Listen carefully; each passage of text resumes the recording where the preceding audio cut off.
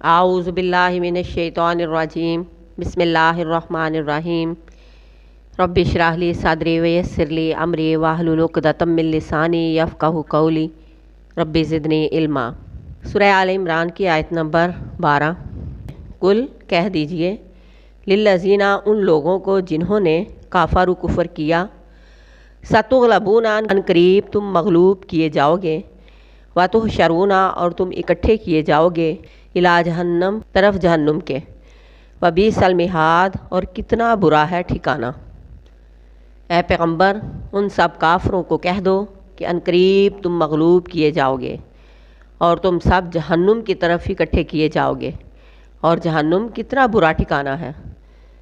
چاہے کوئی اہل مکہ ہو، یہود ہو یا عیسائی ہو، چاہے کسی بھی طبقے، علاقے، گروہ سے تعلق رکھنے والا ہو، اگر وہ رب کائنات کا منکر ہے، کافر ہے، اور ہمارے پیارے پیغمبر حضرت محمد صلی اللہ علیہ وآلہ وسلم اور اس کی نبوت کا انکار کرنے والا ہے، وہ جہنمی ہے۔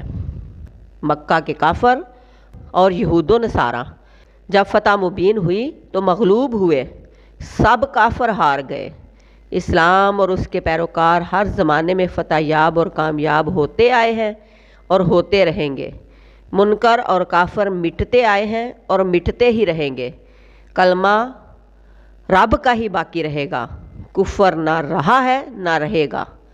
اور یہ کافر جس ٹھکانے کی، جس جہنم کی تیاری کر رہے ہیں، وہ تو بہت ہی برا ٹھکانہ ہے، وہ تو بہت ہی برا گھر ہے، وہ تو بہت ہی برا ٹھکانہ ہے، وہ تو بہت ہی بری ہے جگہ رہنے کی۔